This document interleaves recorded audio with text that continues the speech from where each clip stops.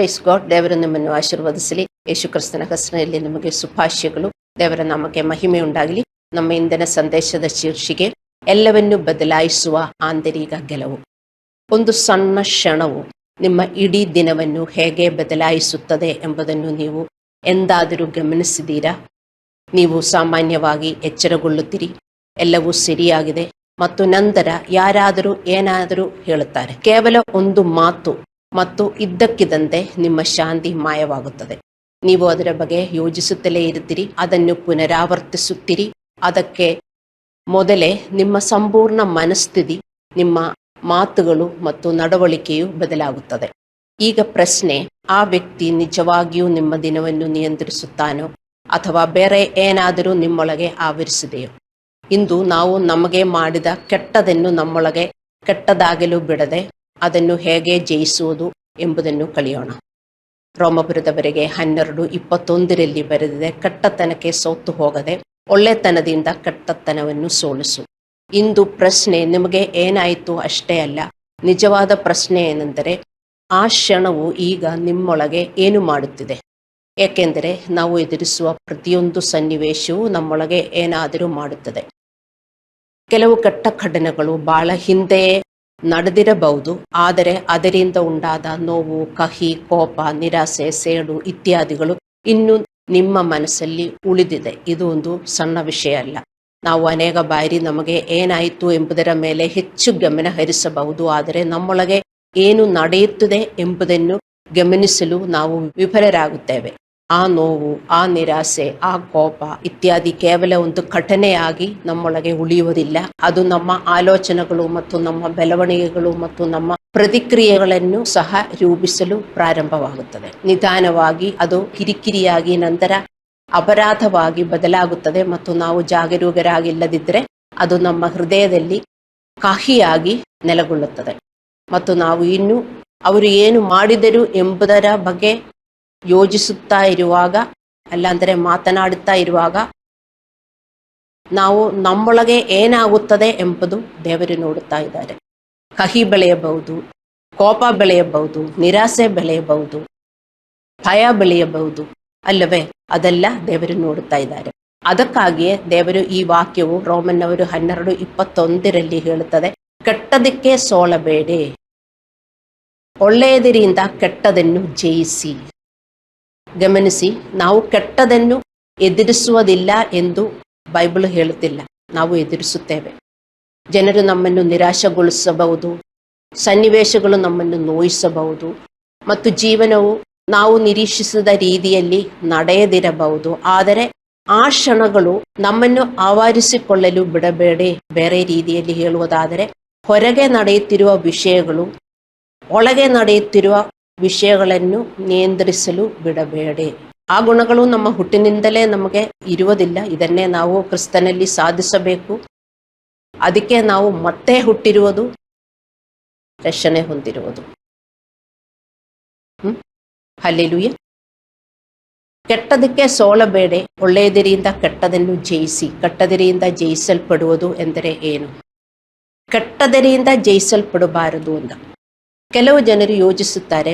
ಕೆಟ್ಟದರಿಂದ ಅಥವಾ ದುಷ್ಟತನದಿಂದ ಸೋಲಿಸಲ್ಪಡುವುದು ಎಂದರೆ ದೊಡ್ಡ ಪಾಪ ಮಾಡುವುದು ಎಂದರ್ಥ. ಆದರೆ ದೇವರು ಇಲ್ಲಿ ಹೆಚ್ಚು ಆಳವಾದ ಸೂಕ್ಷ್ಮವಾದದನ್ನು ನಮಗೆ ಕಲಿಸುತ್ತಿದ್ದಾನೆ. ಮೊದಲು, ಕೆಟ್ಟದು ನಮ್ಮನ್ನು ಬಾಹ್ಯವಾಗಿ ಗೆಲ್ಲುವುದಿಲ್ಲ, ಅದು ಆಂತರಿಕವಾಗಿ ಗೆಲ್ಲುತ್ತದೆ. ಯಾರಾದರೂ ನಮಗೆ ನೋವುಂಟು ಮಾಡಿದಾಗ ನಾವು ಕಹಿ ಭಾವನೆಯನ್ನು ಮನಸ್ಸಲ್ಲಿ ಇಟ್ಟುಕೊಂಡರೆ ನಮ್ಮಲ್ಲಿ ದುಷ್ಟತನ ಈಗಾಗಲೇ ಕೆಲಸ ಮಾಡಲು ಪ್ರಾರಂಭಿಸುತ್ತದೆ. ನಾವು ನಮ್ಮ ಪಾಪಗಳನ್ನು ಸಮರ್ಥಿಸಿಕೊಳ್ಳುವಾಗ ನಾವು ಕೆಟ್ಟದರಿಂದ ಜಯಿಸುತ್ತೇವೆ. ಇತರರು ನಮ್ಮ ಮೇಲೆ ಕೋಪಗೊಂಡಾಗ, ನಾವು ಕಹಿಯಾದಾಗ ಮತ್ತು ಕಠೋರವಾಗಿ ವರ್ತಿಸಿದಾಗ ನಾವು ಅವರಿಗೆ ನಮ್ಮ ದೈಹಿಕ ಸ್ವಭಾವದಿಂದ ಪ್ರತಿಕ್ರಿಯಿಸುತ್ತೇವೆ. ನಾವು ಕೆಟ್ಟದರಿಂದ ಜಯಿಸುತ್ತೇವೆ. ನಾವು ಹೀಗೆ ಹುಟ್ಟಿ ಬೆಳೆದಿರುವುದು. ಈಗ ನಾವು ಮತ್ತೆ ಹುಟ್ಟಿದ್ದೇವೆ. ಈ ಎರಡನೇ ಜೀವನದಲ್ಲಿ, ರಕ್ಷಣೆ ಹೊಂದಿದ ಜೀವನದಲ್ಲಿ ನಾವು ಹಾಗೆಯೇ ಕೆಟ್ಟದು ನಾವು ರೂಪಿಸಬಾರದು, ನಾವು ಸಂಗ್ರಹಿಸಬಾರದು. ನಾವು ನೋವು, ಕೋಪ, ಶ್ರಮಸಾದಿರುವಿಕೆಯನ್ನು ಹೊತ್ತಾಗ ನಾವು ದುಷ್ಟತನದಿಂದ ಸೋಲಿಸಲ್ಪಡುತ್ತೇವೆ. ಅದು ನಮ್ಮ ಇಡೀ ಜೀವನದ ಮೇಲೆ ನಕಾರಾತ್ಮಕ ಪರಿಣಾಮ ಬೀರುತ್ತದೆ. ಇದು ನಮ್ಮಲ್ಲಿ ದುಷ್ಟತನದ ಶಾಂತ ವಿಜಯ. ದುಷ್ಟತನ ನಮಗೆ ಕೆಟ್ಟದು ಹೆಂಗೆ ನಮ್ಮಲ್ಲಿ ಉಂಟಾಗುವುದು ಎಂದು ನಾವು ಅರ್ಥ ಮಾಡಿಕೊಳ್ಳಬೇಕು. ಒಂದು ಬೀಜ ಕೆಳಗಡೆ ಬಿತ್ತರೆ ಅದು ಬೆಳೆಯುತ್ತದೆ ಅಲ್ಲವೇ? ಒಂದಿನ ಅದು ಫಲ ಕೊಡುತ್ತದೆ. ಅದೇ ಥರ ನಾವೆಲ್ಲರೂ ನೋಡುತ್ತೇವೆ, ನಮಗೆಲ್ಲರಿಗೂ ಗೊತ್ತು, ನಮಗೆಷ್ಟೊಂದು ಕೆಟ್ಟತನಗಳು ನಾವು ಅನುಭವಿಸುತ್ತೇವೆ. ಅದೆಲ್ಲಿಂದ ಬಂದಿತ್ತು? ತಕ್ಷಣ ಎಲ್ಲೆಂದಾದರೂ ಬಂದಿರುವುದಲ್ಲ. ಏಕೆಂದರೆ ಹೊರಗೆ ಶಾಂತವಾಗಿ ಕಾಣುತ್ತಾ ಒಳಗೆ ವಿಷವನ್ನು ಹೊತ್ತುಕೊಳ್ಳಲು ನಮ್ಮನ್ನು ದೇವರು ಸೃಷ್ಟಿಸುತ್ತಿಲ್ಲ. ನಾವು ಒಳಗೆ ಕೆಟ್ಟದನ್ನು ಹೊತ್ತುಕೊಂಡು ಜೀವನ ಮಾಡುತ್ತಾ ಇದ್ದೇವೆ. ಕೆಟ್ಟದು ನಮಗೂ ಬಂದೇ ಬರುತ್ತದೆ. ನಾವು ವಿಷ ಕುಡಿದರೆ ನಮಗೇನಾಗುತ್ತದೆ, ನಮ್ಮ ಶರೀರಕ್ಕೆ ಏನಾಗುತ್ತದೆ ಎಂದು ನಮಗೆಲ್ಲರಿಗೂ ಗೊತ್ತು. ಅದೇ ಥರ ಈ ಕೆಟ್ಟತನ ನಾವು ನಮ್ಮ ಹೃದಯದಲ್ಲಿ ಇಟ್ಕೊಂಡು ಓಡಾಡಿದರೆ ನಮಗೆ ಖಂಡಿತ ಕೆಟ್ಟದ್ದು ಆಗುತ್ತದೆ ಎಂದು ವಿಶ್ವಾಸಿಗಳು ಅರ್ಥ ಮಾಡಿಕೊಳ್ಳಬೇಕು. ಹಲ್ಲೆಲೂಯ. ಆದ್ದರಿಂದ ಪೌಲನು ನಮಗೆ ಎಚ್ಚರಿಕೆ ನೀಡುತ್ತಾನೆ. ನಮ್ಮ ಕ್ರಿಯೆಗಳ ಬಗ್ಗೆ ಮಾತ್ರವಲ್ಲ, ನಮ್ಮೊಳಗೆ ಬೆಳೆಯಲು ಅನುಮತಿಸುವ ವಿಷಯಗಳ ಬಗ್ಗೆಯೂ. ನಾವು ಸೀಡು ಹಾಗೇ ಆಗ್ತಾ ಇರುತ್ತೇವೆ, ಕೆಟ್ಟ ಸೀಡುಗಳು ಹಾಗೇ ಆಗ್ತಾ ಇರುತ್ತೇವೆ. ಏನು ಕೆಟ್ಟ ಸೀಡುಗಳು? ನಮ್ಮ ಕೋಪ, ಕಿರಿಕಿರಿ, ದ್ವೇಷ, ಒಫೆಂಡಿಂಗ್ ಕ್ಯಾರೆಕ್ಟರು, ಅಸೂಯೆ, ಇದೆಲ್ಲ ಕೆಟ್ಟ ಸೀಡ್ಸ್ ಎಂದು ನಮಗೆ ಗೊತ್ತಿರಲಿಲ್ಲ ಯೇಸು ಹತ್ರ ಬರಕ್ಕೆ ಮುಂಚೆ. ಇದೆಲ್ಲ ಕೆಟ್ಟ ಸೀಡ್ಸು. ಮತ್ತೆ ಒಳ್ಳೆಯ ಸೀಡ್ಸ್ ಏನು? ಪ್ರೀತಿ, ಸಂತೋಷ, ಸಮಾಧಾನ, ತಾಳ್ಮೆ, ಸ್ವಯಂ ನಿಯಂತ್ರಣ, ಇದೆಲ್ಲ ಒಳ್ಳೆಯ ಸೀಡ್ಸು. ಇಲ್ಲಿ ನೀವು ಇವತ್ತು ಬಂದಿರುವುದು ಅದೆಲ್ಲ ಸಂಗ್ರಹಿಸಿ ಮನೆ ಹೋಗುವುದಕ್ಕೆ, ಅದೆಲ್ಲ ಇಲ್ಲಿ ಬಿಸಾಕ್ಬಿಟ್ಟು ಹೋಗುವುದಕ್ಕಲ್ಲ. ಕೀರ್ತನೆಗಳು 19:12 ಕೀರ್ತನಗಾರನು ಹೇಳ್ತಾ ಇದ್ದಾನೆ, ನನ್ನ ತಪ್ಪುಗಳನ್ನು ಯಾರು ತಿಳಿದುಕೊಳ್ಳಬಲ್ಲರು, ನನ್ನ ರಹಸ್ಯ ಪಾಪಗಳಿಂದ ಶುದ್ಧೀಕರಿಸು. ನಮಗೆ ತುಂಬ ರಹಸ್ಯ ಪಾಪಗಳಿದೆ, ಸೀಕ್ರೆಟ್ ಸಿನ್ಸ್, ಅನ್ರಿವೀಲ್ಡ್ ಸಿನ್ಸ್, ನಮಗೇ ಗೊತ್ತಾಗುವುದಿಲ್ಲ. ಅದಕ್ಕೆ ಕೆಲವೊಮ್ಮೆ ದೇವರು ವ್ಯಕ್ತಪಡಿಸುತ್ತಾರೆ, ಆದರೂ ನೀವು ಒಪ್ಪಿಕೊಳ್ಳುವುದಿಲ್ಲ. ಇಲ್ಲಿ ಕೀರ್ತನಗಾರನು ತನ್ನ ತಿಳಿಯದ ಪಾಪಗಳನ್ನು ಒಪ್ಪಿಕೊಳ್ಳುತ್ತಾನೆ. ರಹಸ್ಯ ಪಾಪಗಳು ನನ್ನೊಳಗೆ ಇದ್ದೇ ದೇವರೇ, ನನಗದು ಗೊತ್ತಾಗುವುದಿಲ್ಲ, ನನ್ನನ್ನು ಶುದ್ಧೀಕರಿಸು, ನನಗೆ ವ್ಯಕ್ತಪಡಿಸು ಎಂದು ಅವರು ಹೇಳುತ್ತಾರೆ. ನಾವಾದರೆ ನಮಗೆ ವ್ಯಕ್ತಪಡಿಸಿದರು, ಇದು ತುಂಬ ಕಷ್ಟ ದೇವರೇ, ಇದರಿಂದ ನನಗೆ ಹೊರಗೆ ಬರಕ್ಕಾಗಲ್ಲ ದೇವರೇ ಎಂದು ನೀವು ಹೇಳುತ್ತಾ ಇದ್ದೀರಿ. ಯಾಕೆಂದರೆ ನಿಮಗೆ ಗೊತ್ತಿಲ್ಲ, ನಿಮ್ಮ ಹಳೆಯ ಕೆಟ್ಟ ಬೀಜಗಳು ನಿಮ್ಮಲ್ಲಿ ಬೆಳೆದರೆ ನಿಮಗೆ ಎಷ್ಟು ಕೆಟ್ಟದು ಆಗುತ್ತದೆ ಎಂದ. ಹಲವು ಬಾರಿ ನಿಮ್ಮಲ್ಲಿ ಏನು ಬೆಳೆಯುತ್ತದೆ ಎಂಬುದರ ಅರಿವು ನಿಮಗೆ ಇರುವುದಿಲ್ಲ. ನಾವು ಅಜ್ಞಾನಿಗಳಾಗಿರುವುದರಿಂದ ಅಥವಾ ಎಚ್ಚರವಿಲ್ಲದಿರುವುದರಿಂದ ಆ ದುಷ್ಟತನವು ನಿಧಾನವಾಗಿ ನಮ್ಮನ್ನು ನಾಶ ಮಾಡುತ್ತದೆ.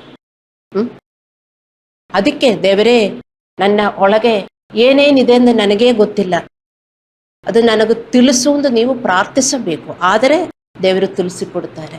ಇದು ಗೊತ್ತಿರುವ ಪಾಪಗಳೇ ವಿಶ್ವಾಸಿಗಳಿಗೆ ಡೀಲ್ ಮಾಡಬೇಡ ಅಂದರೆ ಎಷ್ಟು ಕಷ್ಟ ನೋಡಿ.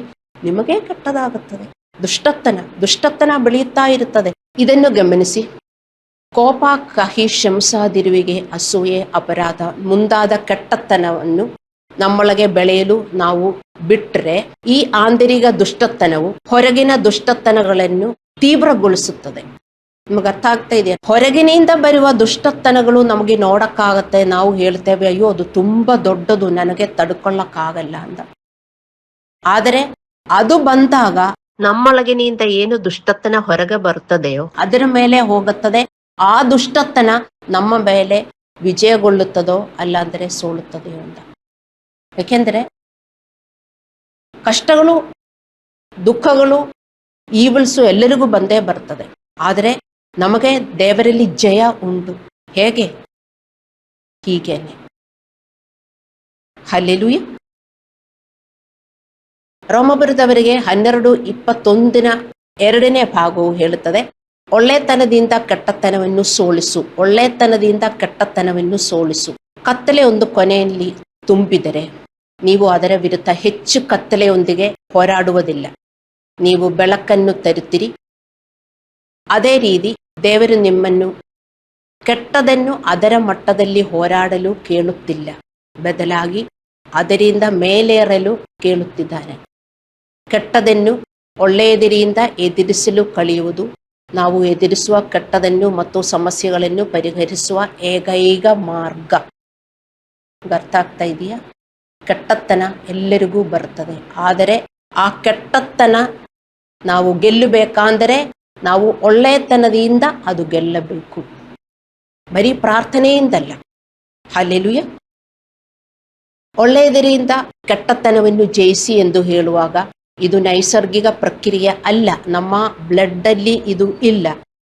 ಇದು ನಮ್ಮ ಆಧ್ಯಾತ್ಮಿಕ ನಿರ್ಧಾರ. ಇದು ನಾವು ನಮ್ಮಲ್ಲಿ ಎಚ್ಚರಿಕೆಯಿಂದ ಬೆಳೆಸಿಕೊಳ್ಳಬೇಕಾದ ಗುಣ. ಇದು ನಮಗೆ ಮಾಡಬೇಕು ಎಂದು ಬರುವುದಿಲ್ಲ, ಅದು ನಮಗೆ ಮಾಡೋಕ್ಕೆ ತುಂಬ ಕಷ್ಟ ಎಂದು ನಾವು ಅನ್ಕೊಳ್ಳಬಹುದು. ಆದರೆ ಅದು ನಾವು ಮಾಡಲಿಲ್ಲದಿದ್ದರೆ ನಮಗೆ ಇನ್ನೂ ಎಷ್ಟು ಕಷ್ಟವಾಗುತ್ತದೆ ಎಂದು ವಿಶ್ವಾಸಿಗಳು ಅಜ್ಞರಾಗಿ ಜೀವನ ಮಾಡಬಾರದು. ನೀವು ಕೋಪದ ಬದಲು ತಾಳ್ಮೆಯಿಂದ ಪ್ರತಿಕ್ರಿಯಿಸಿದಾಗ ನೀವು ಕೆಟ್ಟದನ್ನು ಜಯಿಸುತ್ತೀರಿ. ಅನರ್ಹವಾಗಿದ್ದರೂ ಸಹ ನೀವು ಕ್ಷಮೆಯನ್ನು ಆರಿಸಿಕೊಂಡಾಗ, ದೇವರ ಭಯದಿಂದ ನೀವು ಅಸೂಯೆ ಪಡುವ ಜನರನ್ನು ಆಶೀರ್ವದಿಸಲು ಪ್ರಾರಂಭಿಸಿದಾಗ, ನೀವು ಕೂಗಾಡಲು ಅಥವಾ ಕಿರುಚಾಡಲು ಬಯಸುವ ಸಮಯದಲ್ಲಿ ನಿಮ್ಮನ್ನು ನೀವು ನಿಯಂತ್ರಿಸಿಕೊಂಡಾಗ ನೀವು ಕೆಟ್ಟದನ್ನು ಜಯಿಸುತ್ತೀರಿ. ಕೆಟ್ಟದು ಬಂದಿದೆ, ನಿಮಗೆ 4 ಹೇಳಬೇಕು, ಅವರನ್ನು ಒಡೆಯಬೇಕು, ಕಿರುಚಾಡಬೇಕು ಎಂದು ಬರ್ತದೆ ನಮ್ಮ ಹುಟ್ಟಿರುವ ಬ್ಲಡ್ಡಲ್ಲಿ. ನೀವು ಹಾಗೇ ಮಾಡಿದರೆ ನಿಮಗಿನ್ನೂ ಕೆಟ್ಟದು ಜಾಸ್ತಿ ಆಗ್ತಾ ಹೋಗ್ತದೆ. ಆದರೆ ದೇವರ ಭಯದಿಂದ ನಾವು ಅದು ಸೆಲ್ಫ್ ಕಂಟ್ರೋಲ್ ಮಾಡಿ, ಬರೀ ಸೆಲ್ಫ್ ಕಂಟ್ರೋಲ್ ಮಾಡುವುದಲ್ಲ, ಅವರನ್ನು ಪ್ರೀತಿಸಬೇಕು ವಾಪಸ್ಸು. ಆ ಕೆಟ್ಟದು ನಿಮಗೆ ಏನು ಕೆಟ್ಟದು ಮಾಡಕ್ಕೆ ಬಂದಿದೆಯೋ ಅದು ನಿಮಗೆ ಒಳ್ಳೆಯದಾಗುತ್ತದೆ. ಇಲ್ಲದಿದ್ದರೆ ಆ ಕೆಟ್ಟದು ಹೊರಗೆಯಿಂದ ಕೆಟ್ಟದು ನಮಗೆ ಬರುತ್ತದೆ, ಆ ಕೆಟ್ಟದು ನಮಗೆ ಇನ್ನೂ ಕೆಟ್ಟದಾಗುತ್ತದೆ. ನಿಮಗೆ ಅರ್ಥವಾಗ್ತಾ ಇದೆಯಾ? ಇದೇ ಸ್ಪಿರಿಚುವಲ್ ಪ್ರಿನ್ಸಿಪಲ್. ಹಲ್ಲೆಲೂಯಾ. ಏಕೆಂದರೆ ದೊಡ್ಡ ಅಪಾಯವೆಂದರೆ ಯಾರೋ ನಿಮಗೆ ಏನು ಮಾಡಿದರು ಎಂಬುದಲ್ಲ, ಬದಲಾಗಿ ಅದು ನಿಮ್ಮನ್ನು ಏನಾಗಿ ಪರಿವರ್ತಿಸುತ್ತದೆ ಎಂಬುದು. ಜನರು ಕೆಟ್ಟದು ಮಾಡುತ್ತಾರೆ, ಅದು ನಿಮ್ಮನ್ನು ಏನು ಮಾಡುತ್ತದೆ? ಕೆಟ್ಟವರಾಗಿ ಮಾಡಬಹುದು, ಒಳ್ಳೆಯವರಾಗಿ ಮಾಡಬಹುದು. ಯೇಸು ಕ್ರಿಸ್ತನಿಲ್ಲದೆ ನಾವು ಕೆಟ್ಟವರಾಗಿ ಮಾತ್ರ ಆಗುವುದು ಅಲ್ಲವೇ? ಯೇಸು ಕ್ರಿಸ್ತನಿಂದ ನಾವು ಒಳ್ಳೆಯವರಾಗಿ ಮಾಡಬಹುದು. ನಮ್ಮನ್ನು ಕೆಲವರು ಚೀಟು ಮಾಡುತ್ತಾರೆ, ನಾವು ಯೋಜಿಸುವುದಲ್ಲ, ಜನರು ಮಾಡುವುದು. ಅವರ ಮೇಲೆ ಕೋಪ ಇಟ್ಕೊಂಡಿದ್ದರೆ ನಮಗಿನ್ನೂ ಅವರಿಂದ ಕೆಟ್ಟದಾಗುತ್ತದೆ. ಆದರೆ ಯಾರೊಬ್ಬರ ಅಹಂಕಾರವು ನಿಮ್ಮನ್ನು ಹೆಮ್ಮೆ ಪಡುವಂತೆ ಮಾಡಿದರೆ, ಯಾರೊಬ್ಬರ ಕಠಿಣತೆಯು ನಿಮ್ಮನ್ನು ಕಠೋರರನ್ನಾಗಿ ಮಾಡಿದರೆ, ಇತರರ ಕೋಪವು ನಿಮ್ಮನ್ನು ಕೋಪಗೊಂಡರೆ, ಇತರರು ನೀವು ಮಾಡಿದ ತಪ್ಪನ್ನು ಹೇಳಿದಾಗ ನೀವು ಕೋಪಗೊಂಡರೆ ಏನಾಗುತ್ತದೆ? ಕೆಟ್ಟದನ್ನು ನೀವು ಗೆಲ್ಲಿಸುತ್ತೀರಿ, ನಿಂದಿಲ್ಲ. ಆದರೆ ಅದೇ ಪರಿಸ್ಥಿತಿಯಲ್ಲಿ ನಿಮ್ಮಿಂದ ಒಳ್ಳೆಯದು ಹೊರಗೆ ಬಂದಾಗ ಚಕ್ರ ಮುರಿದು ಹೋಗುತ್ತದೆ. ಈಗ ದೇವರು ನಮಗೆ ಈ ಸೂಚನೆಯನ್ನು ಏಕೆ ಕೊಟ್ಟಿದ್ದಾರೆ? ಒಳ್ಳೆಯದರಿಂದ ಕೆಟ್ಟದನ್ನು ಜಯಿಸಲು, ಒಳ್ಳೆಯದರಿಂದ ಕೆಟ್ಟದನ್ನು ಜಯಿಸಲು, ಒಳ್ಳೆಯದರಿಂದ ಕೆಟ್ಟದನ್ನು ಜಯಿಸಲು. ನಾವು ಕೆಟ್ಟದರಿಂದ ಜಯಿಸಲು ಪ್ರಯತ್ನಿಸಿದರೆ, ಅಂದರೆ ಕೋಪಕ್ಕೆ ಕೋಪ, ನಿಮ್ಮ ತೊಂದರೆಗಳಿಗೆ ಅಸಮಾಧಾನ, ಅಸಹನೆ, ನಿರಾಸೆ ಇತ್ಯಾದಿಗಳಿಂದ ಪ್ರತಿಕ್ರಿಯಿಸಿದಾಗ ಹೊರಗೆ ಮತ್ತು ಒಳಗೆ ದುಷ್ಟತನ ಹೆಚ್ಚಾಗುತ್ತದೆ. ಯಾರಾದರೂ ಕೋಪ ಮಾಡಿದರೆ ಡಬಲ್ ಕೋಪ, ಯಾರಾದರೂ ಏನಾದರೂ ಮಾಡಿದರೆ ಮತ್ತೂ ಏನಾಗುತ್ತದೆ? ಹೊರಗೆ ಈಬಳು, ಒಳಗೆ ಈಬಳು ಹೆಚ್ಚಾಗುತ್ತದೆ. ಹಂಗೆ ನಿಲ್ಲುವುದಿಲ್ಲ, ಸ್ಟಾಗ್ನೆಂಟ್ ಅಲ್ಲ. ನಮಗಿನ್ನೂ ಕೆಟ್ಟದು ಸಂಭವಿಸುತ್ತೆ ಎಂದು ನೀವು ಅರ್ಥ ಮಾಡಿಕೊಳ್ಳಬೇಕು. ಎಲ್ಲಿ? ಹೊರಗಿನಿಂದ ಇನ್ನೂ ಕೆಟ್ಟದು ಬರ್ತದೆ ಮತ್ತು ಒಳಗಿನಿಂದ ಅದು ಹೆಚ್ಚಾಗುತ್ತದೆ. ನೀವು ಕೆಟ್ಟದರಿಂದ ಪ್ರತಿಕ್ರಿಯಿಸಿದಾಗ ಆಂತರಿಕ ಭ್ರಷ್ಟಾಚಾರ ಪ್ರಾರಂಭವಾಗುತ್ತದೆ. ನಾವು ನಮ್ಮ ಶಾಂತಿಯನ್ನು ಕಳೆದುಕೊಳ್ಳುತ್ತೇವೆ. ಬಾಹ್ಯವಾಗಿ ಏನು ತಪ್ಪಿಲ್ಲದಿದ್ದರೂ ಸಹ ನೀವು ಅಶಾಂತಿಯನ್ನು ಅನುಭವಿಸಬಹುದು. ನಿಮ್ಮ ಪಾಪಗಳು ನಿಮ್ಮಲ್ಲಿ ಹೆಚ್ಚಾಗುತ್ತದೆ. ಅಷ್ಟೇ ಅಲ್ಲ, ನೀವು ನಿಮ್ಮಲ್ಲಿರುವ ದೇವರ ಕೆಲಸದಿಂದ ದೂರ ಸರಿಯುತ್ತೀರಿ. ಅಂದರೆ ದೇವರು ನಿಮ್ಮನ್ನು ಗುಣಪಡಿಸಲು ಮತ್ತು ಪರಿವರ್ತಿಸಲು ಬಿಡುವ ಬದಲು ನೀವು ಆ ಕೆಲಸವನ್ನು ವಿರೋಧಿಸುತ್ತೀರಿ. ಹೀಗೆ ದುಷ್ಟತನ ಹೊರಗೆ ಇರುವುದಿಲ್ಲ, ಅದು ಒಳಗೆ ವಾಸಿಸಲು ಪ್ರಾರಂಭಿಸುತ್ತದೆ. ದೇವರು ಅವರ ಕ್ರಿಯೆ ನಮ್ಮಲ್ಲಿ ಮಾಡುತ್ತಾ ಇರ್ತಾರೆ. ಫಿಲಿಪಿಯದವರಿಗೆ 2:13 ಬರೆದಿದೆ. ದೇವರು ಅವರ ಕೆಲಸ ನಮ್ಮೊಳಗೆ ಮಾಡುತ್ತಾ ಇರ್ತಾರೆ. ಏನದು? ನಮ್ಮ ಪರಿವರ್ತನೆ. ನಮಗೆ ನೋಡಕ್ಕಾಗುವುದಿಲ್ಲ. ನಾವು ದೇವರನ್ನು ನೋಡುವುದು ಏನು? ಆಶೀರ್ವಾದಕ್ಕೆ ಮಾತ್ರ. ದೇವರು ಆಶೀರ್ವಾದ ಮಾಡುತ್ತಾರೆ. ದೇವರು ಮಾಡುವ ಕೆಲಸಗಳೆಲ್ಲ ಏನೇನೆಂದು ನಾವು ಅರ್ಥ ಮಾಡಿಕೊಳ್ಳಬೇಕು. ನಾವು ಪರಿವರ್ತನೆ ಮಾಡುವುದಕ್ಕೆ ದೇವರು ವರ್ತಿಸುತ್ತಾ ಇರುತ್ತಾರೆ. ಸೊ ನಮಗೆ ಒಂದೊಂದು ಕೆಟ್ಟತನ ಬಂದಾಗಲೂ ನಾವು ಒಳ್ಳೆಯದಿಂದ ನಾವು ಪ್ರತಿಕ್ರಿಯಿಸಬೇಕು. ಅದೇ ದೇವರು ನಮಗೆ ಕಲಿಸಿರುವುದು ಅಲ್ಲವೇ? ಆದರೆ ನಾವು ಕೆಟ್ಟತನದಿಂದ ನಾವು ಪ್ರತಿಕ್ರಿಯಿಸಿದರೆ ದೇವರು ಮಾಡುವ ಕೆಲಸದಲ್ಲಿ ನಾವು ಕೋಆಪರೇಟ್ ಮಾಡುತ್ತಾ ಇಲ್ಲ. ನಾವು ಕೋಆಪರೇಟ್ ಮಾಡುತ್ತಾ ಇದ್ದರೆ ನಮಗದು ಕಷ್ಟವಾಗಿದ್ದರೂ ದೇವರು ನನಗೋಸ್ಕರ ಕೆಲಸ ಮಾಡ್ತಾರೆ. ದೇವರೇ ನನಗಿದು ಮಾಡೋಕ್ಕಾಗ್ತಾ ಇಲ್ಲ, ಶಕ್ತಿ ಕೊಡು ಎಂದು ಕೇಳಿದರೆ ನಮಗೆ ಶಕ್ತಿ ಸಿಗುತ್ತದೆ. ಇನ್ನೊಬ್ಬರನ್ನು ನನಗೆ ಸಹಿಸಕ್ಕಾಗ್ತಾ ಇಲ್ಲ, ನನಗೆ ತಾಳ್ಮೆಯಿಂದ ವರ್ತಿಸಕ್ಕಾಗ್ತಾ ಇಲ್ಲ, ನಮ್ರತೆಯಿಂದ ವರ್ತಿಸಕ್ಕಾಗ್ತಾ ಇಲ್ಲ ಅಂತ ನೀವು ದೇವರಿಗೆ ಹೇಳಿದರೆ ದೇವರು ಶಕ್ತಿ ಕೊಡುತ್ತಾರೆ. ಅರ್ಥ ಮಾಡಿಕೊಳ್ಳಿ ದೇವರ ಮಕ್ಕಳೇ, ದೇವರು ನಿಮಗೆ ಶಕ್ತಿ ಕೊಡುತ್ತಾರೆ. ಕೆಲವರು ಹೇಳುತ್ತಾರೆ, ನನಗೆ ಹೆಂಗೆ ಇಂಥ ವಿನಮ್ರತೆಯಲ್ಲಿ ಜೀವನ ಮಾಡಕ್ಕಾಗತ್ತದೆ ಅಂತ. How can I live with this much humility? God wants you to humble down. So ದೇವರು ವರ್ತಿಸುತ್ತಾ ಇದ್ದಾರೆ. ನೀವು ತಿಳ್ಕೊಳ್ತೀರಿ, ಇಲ್ಲ ನನಗೆ ಹಂಬಲ್ ಡೌನ್ ಮಾಡಕ್ಕಾಗ್ತಾ ಇಲ್ಲ ಅಂತ. ಆದರೆ ನಿಮ್ಮನ್ನು ಹಂಬಲ್ ಮಾಡುವುದಕ್ಕೆ ದೇವರು ವರ್ತಿಸುತ್ತಾ ಇದ್ದಾರೆ. ನಿಮಗೆ ಆಗ್ತಾ ಇಲ್ಲ ಅಂದ್ರೆ ದೇವರೇ ನನಗೆ ಶಕ್ತಿ ಕೊಡಿ. ದೇವರು ವರ್ತಿಸುತ್ತಾ ಇದ್ದಾರೆ. ನನಗೆ ಶಕ್ತಿ ಕೊಡಿ ಎಂದು ನೀವು ಹೇಳಿದರೆ ನಿಮಗೆ ಶಕ್ತಿ ಸಿಗುತ್ತದೆ. ಇಂಥ ಪ್ರಾರ್ಥನೆಗಳೆಲ್ಲ ನೀವು ಪ್ರಾರ್ಥಿಸುವುದಿಲ್ಲ, ಅದಕ್ಕೆ ನಿಮಗೆ ಶಕ್ತಿ ಸಿಗುವುದಿಲ್ಲ. ಇದಕ್ಕಾಗಿಯೇ ಬೈಬಲ್ ನಮಗೆ ಒಳ್ಳೆಯದರಿಂದ ಕೆಟ್ಟದನ್ನು ಜಯಿಸಿ ಎಂದು ಕಲಿಸುತ್ತದೆ. ಕೇವಲ ನೈತಿಕ ನಿಯಮವಾಗಿ ಅಲ್ಲ, ಆದರೆ ನಮ್ಮ ಆಂತರಿಕ ಜೀವನದ ರಕ್ಷಣೆಗಾಗಿ. ಇಲ್ಲದಿದ್ದರೆ ನಮಗೆ ಎಂದಿಗೂ ಶಾಂತಿ ಸಿಗುವುದಿಲ್ಲ. ಒಂದು ದಿನಾನೂ ನಮಗೆ ಶಾಂತಿಯಾಗಿ ಜೀವನ ಮಾಡೋಕ್ಕಾಗಲ್ಲ. ನಕಾರಾತ್ಮಕತೆಯನ್ನು ಹಿಡಿದಿಟ್ಟುಕೊಂಡಾಗ ಒತ್ತಡದ ಹಾರ್ಮೋನುಗಳು ಹೆಚ್ಚಾಗುತ್ತದೆ ಮತ್ತು ನಮಗೆ ಒತ್ತಡ ಸಂಬಂಧಿತ ಕಾಯಿಲೆಗಳು ಬರ್ತವೆ. ಈ ಪಾಪಗಳೆಲ್ಲ ನಾವು ಸಂಗ್ರಹಿಸಿದರೆ ದೇವರ ಮಕ್ಕಳೇ ನಾವು ಅರ್ಥ ಮಾಡಿಕೊಳ್ಳಬೇಕು, ಎಲ್ಲ ಪಾಪಗಳಿಗೂ ಕೋರ್ಟಿಸೋಲ್ ಇದೆ, ಟೆನ್ಷನ್ ಹಾರ್ಮೋನ್ ಇದೆ. ಈ ಪಾಪಗಳು ನಮ್ಮ ಹೃದಯದಲ್ಲಿ ಸಂಗ್ರಹಿಸಿದರೆ ಆ ಟೆನ್ಷನ್ ಹಾರ್ಮೋನ್ಸ್ ನಮಗೆ ಕಾಯಿಲೆಗಳು ತರುತ್ತದೆ. ಒಳ್ಳೆಯ ಹಾರ್ಮೋನ್ಸ್ ಯಾವುದು ಕೊಡುತ್ತದೆ? ಡೋಪಮಿನ್, ಸಂತೋಷದ ಹಾರ್ಮೋನ್. ನಮ್ಮ ಒಳ್ಳೆಯ ಸ್ವಭಾವಗಳು. ಇನ್ನೊಬ್ಬರನ್ನು ಪ್ರೀತಿಸಿದರೆ ನಮಗೆ ಖುಷಿ ಬರಲ್ಲ. ತಾಳ್ಮೆಯಿಂದ ವರ್ತಿಸಿದರೆ ನಮಗೆ ಖುಷಿ ಬರುವುದಿಲ್ಲ.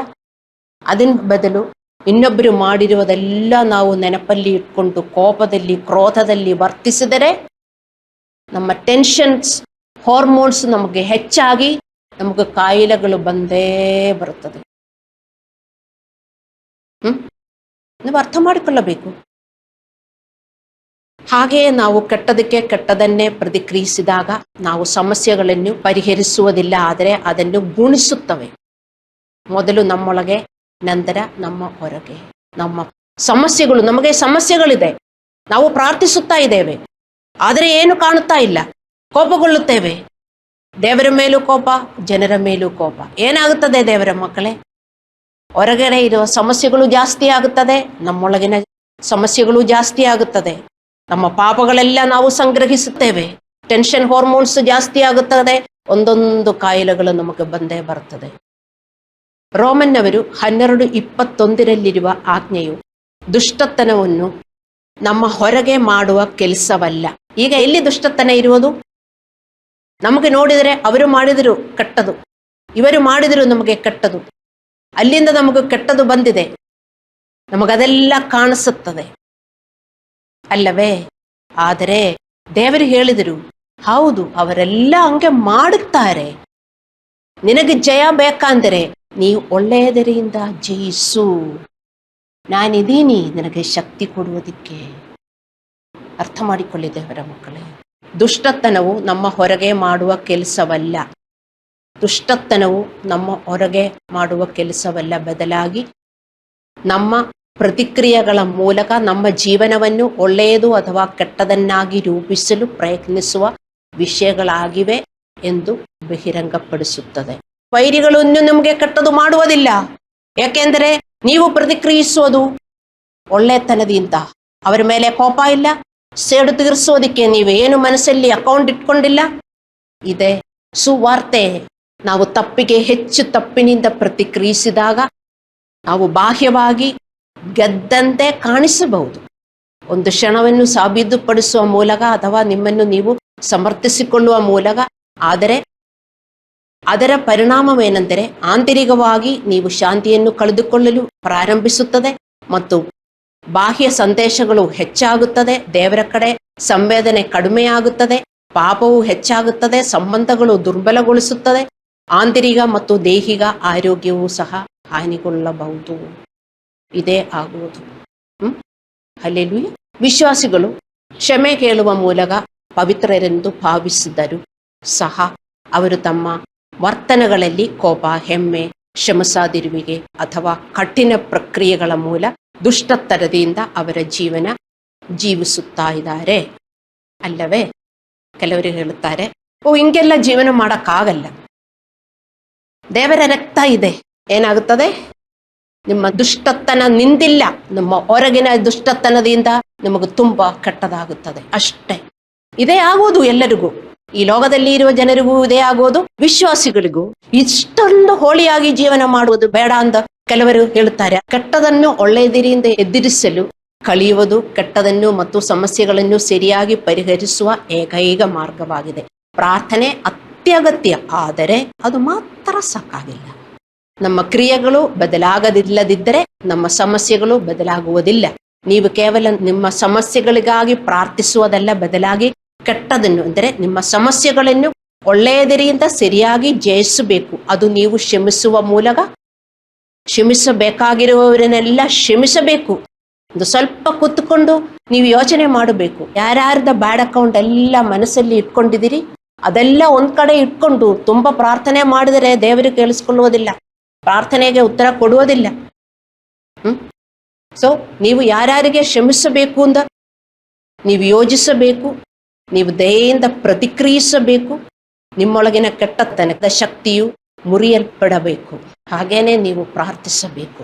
ಅಂತಹ ಪ್ರಾರ್ಥನೆಗಳಿಗೆ ಮಾತ್ರ ದೇವರು ಉತ್ತರ ಕೊಡ್ತಾರೆ. ಆವಾಗ ಏನು? ನಾವು ತಾಳ್ಮೆಯಿಂದ ದೇವರ ಹತ್ರ ಬರ್ತೇವೆ. ಅಲ್ಲ, ಇದೆಲ್ಲ ಮನಸ್ಸಲ್ಲಿ ಇಟ್ಕೊಂಡು ದೇವರ ಮಕ್ಕಳೇ ನೀವೆಷ್ಟು ಪ್ರಾರ್ಥನೆ ಮಾಡಿದರು ಅದಕ್ಕೆ ಉತ್ತರ ಸಿಗುವುದಿಲ್ಲ. ನಿಮ್ಮ ಹೃದಯದಲ್ಲಿ ಯಾವಾಗಲೂ ಪೀಸ್ ಇರಬೇಕು ಮತ್ತು ಪ್ರೀತಿ ಇರಬೇಕು. ಇದಿಲ್ಲದಿದ್ದರೆ, ಇದೆರಡು ಇಲ್ಲದಿದ್ದರೆ ನಮ್ಮ ಹೃದಯ ಒಂಥರ ಸಮಾಧಾನ ಇಲ್ಲ ಅಲ್ಲವೇ? ಸಮಾಧಾನ ಇಲ್ಲ. ಪ್ರಾರ್ಥಿಸುತ್ತೀರಿ, ಆದರೆ ನೀವು ಹೇಳುತ್ತೀರಿ ಸಮಾಧಾನ ಇಲ್ಲ. ಯಾಕೆ? ಏನೋ ತಡೆಯಾಗಿದೆ. ಯಾಕೆ ಅದು ತಡೆ ಎಂದು ನೀವು ಅರ್ಥ ಮಾಡಿಕೊಳ್ಳಬೇಕು. ಯಾರನ್ನೋ ಕ್ಷಮಿಸಬೇಕು, ಯಾರದೋ ಬ್ಯಾಡ್ ಅಕೌಂಟ್ ನೀವು ಇಟ್ಕೊಂಡಿದ್ದೀರಿ, ಅದಕ್ಕೆ ಸ್ಮೂತ್ ಆಗಿ ಹೋಗ್ತಾ ಇಲ್ಲ. ಏನೇನೋ ತಡೆಯಾಗುತ್ತದೆ. ಸ್ವಲ್ಪ ಟೈಮ್ ಕೂತ್ಕೊಂಡು, ದೇವರೇ ನಿನಗೆ ಹಿತವಲ್ಲದೇನಾದರೂ ನನ್ನ ಹೃದಯದಲ್ಲಿ ಇದೆಯಾ ದೇವರೇ? ವಿನಮ್ರರಾಗಿರಿ ದೇವರ ಮಕ್ಕಳೇ. ನಿಮ್ಮ ಹೃದಯದಲ್ಲಿ ಎಷ್ಟೊಂದು ತಾಜಾತನ ನಿಮಗೆ ಅನಿಸುತ್ತದೆ, ನಿಮಗೆ ಗೊತ್ತಾ? ಯಾರಾದರೂ ನಿಮ್ಮನ್ನು ಗಾಯಗೊಳಿಸಿದಾಗ ಅಥವಾ ನೀವು ಸಮಸ್ಯೆಗಳನ್ನು ಎದುರಿಸಿದಾಗ ಶತ್ರುವಿನ ಕೆಲಸ ಆ ಕ್ಷಣದಲ್ಲಿ ಮುಗಿಯುವುದಿಲ್ಲ. ಅದೇ ಕಹಿ, ಕೋಪ, ಕಠಿಣತೆ ನಿಮ್ಮೊಳಗೆ ವಾಸಿಸಲು ಪ್ರಾರಂಭಿಸುವವರೆಗೆ ಅದು ಮುಂದುವರಿಯುತ್ತದೆ. ದುಷ್ಟತನವು ಹೀಗೆ ಉಳಿಸುತ್ತದೆ. ನೀವು ಹೇಳಲು ನಿರಾಕರಿಸುವ ಪ್ರತಿಯೊಂದು ಕಠಿಣ ಮಾತು ಮತ್ತು ಹೊರಲು ನಿರಾಕರಿಸುವ ಪ್ರತಿಯೊಂದು ಅಪರಾಧ ಮತ್ತು ನೀವು ಅನರ್ಹವಾಗಿದ್ದಾಗ ಆರಿಸಿಕೊಳ್ಳುವ ಪ್ರತಿಯೊಂದು ಒಳ್ಳೆಯ ಕಾರ್ಯ ನೀವು ಕೆಟ್ಟದರಿಂದ ಹರಿವನ್ನು ಕಡಿತಗೊಳಿಸುತ್ತೀರಿ. ನಿಮ್ಮ ಗೆಲುವು ಸದಾಚಾರದಲ್ಲಿಯೇ ಇದೆ. ನಿಮ್ಮ ಗೆಲುವು ಸದಾಚಾರ ಮಾಡುವುದಲ್ಲಿ ಮಾತ್ರ ಇದೆ ಎಂದು ನೀವು ಅರ್ಥ ಮಾಡಿಕೊಳ್ಳಬೇಕು. ಪ್ರಾರ್ಥನೆಯಲ್ಲಿ ಮಾತ್ರ ಅಲ್ಲ. ಹಲ್ಲೆಲೂಯಾ. ನೀವು ಒಳ್ಳೆಯದನ್ನು ಮಾಡಲು ಆರಿಸಿಕೊಂಡಾಗ ಆಳವಾದ ಏನೋ ನಡೆಯುತ್ತದೆ. ನೀವು ಒಳ್ಳೆಯದನ್ನು ಮಾಡಲು ಆರಿಸಿಕೊಂಡಾಗ, ನೀವು ನಮ್ರರಾಗಲು ಮತ್ತೆ ಬೇರೆಯವರನ್ನು ಸಹಿಸಿಕೊಳ್ಳಲು ನಾನಿನ್ನೂ ಹಳೆಯ ಜೀವನ ಮಾಡುವುದಿಲ್ಲ ಎಂದು ನೀವು ನಿರ್ಧಾರ ಮಾಡಿದಾಗ ಏನಾಗುತ್ತದೆ? ಅದು ದೇವರ ಸ್ವಭಾವ ಮತ್ತು ಉಪಸ್ಥಿತಿಯನ್ನು ಕೊಂಡಿದೆ ಮತ್ತು ನೀವು ದೇವರಿಂದ ಅಸಾಮಾನ್ಯವಾದದನ್ನು ಪಡೆಯುತ್ತೀರಿ. ನೀವು ಆ ನಿರ್ಧಾರ ತಕ್ಕೊಂಡು, ದೇವರೇ ನನ್ನ ಸಹಾಯಿಸು, ನಾನು ಎಲ್ಲಿ ಬಿದ್ದರೂ ದೇವರೇ ನನಗೆ ಕಾಣುವುದಿಲ್ಲ, ನನಗೆ ಸಹಾಯ ಮಾಡಬೇಕು ಅಂತ ನೀವು ಹಾಗೇ ಪ್ರಾರ್ಥಿಸಿ ನೀವು ನಡೆದರೆ ದೇವರು ನಿಮ್ಮ ಜೊತೆ ಇರ್ತಾರೆ. ದೇವರು ನಿಮಗೆ ಶಕ್ತಿ ಕೊಡ್ತಾರೆ, ನಿಮಗೂ ಒಳ್ಳೆಯದನ್ನು ಮಾಡಕ್ಕಾಗತ್ತೆ. ಆವಾಗ ಏನಾಗುತ್ತದೆ, ಅಸಾಮಾನ್ಯವಾದದನ್ನು ನೀವು ನೋಡುತ್ತೀರಿ. ಯಾಕೆಂದ್ರೆ ನಿಮ್ಮ ಕೆಟ್ಟತನ ಕಮ್ಮಿ ಆಗ್ತಾ ಬರ್ತದೆ, ನಿಮ್ಮಿಂದ ಒಳ್ಳೆಯದನ್ನು ಹೆಚ್ಚಾಗ್ತಾ ಇರುತ್ತದೆ. ಆದರೆ ನಿಮಗೆ ಒಳ್ಳೆಯದಾಗುತ್ತದೆ ಅಷ್ಟೆ. ಎಫೆಸದವರಿಗೆ 3:20. ನಿಮ್ಮಿಂದ ಒಳ್ಳೆಯದು ಮುಂದುವರಿದಾಗ, ನಿಮ್ಮಿಂದ ಒಳ್ಳೆಯದು ಹೆಚ್ಚಿಸಿದಾಗ ನಿಮಗೂ ಒಳ್ಳೆಯದು ಬಂದೇ ಬರ್ತದೆ. ನಿಮ್ಮಲ್ಲಿ ಪ್ರೀತಿ ಬೆಳೆಯುತ್ತಾ ಇದೆ, ಕ್ಷಮೆ ಬೆಳೆಯುತ್ತಾ ಇದೆ, ಶಾಂತಿ ಬೆಳೆಯುತ್ತಾ ಇದೆ. ಇದೆಲ್ಲ ಬೆಳೆಯುತ್ತಾ ಇದ್ರೆ ಮತ್ತೆ ದೇವರ ಸೇವೆ, ಅದು ನಾನು ಯಾವಾಗಲೂ ಹೇಳ್ತೀನಿ, ದೇವರ ಸೇವೆ ಯಾರ್ಯಾರು ಮಾಡ್ತಾ ಇಲ್ಲವೋ ಅವರೆಲ್ಲ ಸ್ವಾರ್ಥಿಗಳು. ನಿಮಗೆಂದಕ್ಕೂ ಸಮಾಧಾನ ಸಿಗುವುದಿಲ್ಲ. ಬರೀ ನಿಮ್ಮ ಸೇವೆ ಮಾಡಿಕೊಂಡು ನೀವು ಜೀವನ ಮಾಡಿದರೆ ಎಂದಿಗೂ ಸಮಾಧಾನ ಸಿಗುವುದಿಲ್ಲ. ನೀವೆಷ್ಟೇ ನೀವು ದುಡ್ಡು ಸಂಗ್ರಹಿಸಿದರು, ನೀವು ಮನೆ ಕಟ್ಟಿದರು, ಕಾರು ತಕ್ಕೊಂಡಿದರು, ಏನೇ ಮಾಡಿದರು ನಿಮಗೆ ಒಂದು ದಿನಾನು ಸಮಾಧಾನದಲ್ಲಿ ಜೀವನ ಮಾಡೋಕ್ಕಾಗಲ್ಲ. ಅರ್ಥ ಮಾಡಿಕೊಳ್ಳಿ. ನೀವು ಒಳ್ಳೆಯದರೊಂದಿಗೆ ಪ್ರತಿಕ್ರಿಯಿಸುವಾಗ ನೀವು ಒಬ್ಬಂಟಿಯಾಗಿ ಪ್ರತಿಕ್ರಿಯಿಸುವುದಿಲ್ಲ. ನೀವು ನಿರ್ಧಾರ ಮಾಡಿದಿರಿ, ಹೌದು ನಾನು ಈ ಮೆಸೇಜ್ ಕೇಳಿಸ್ಕೊಂಡೆ, ರೋಮನ್ ಅವರಿಗೆ 12:21 ಇರುವ ಮೆಸೇಜು.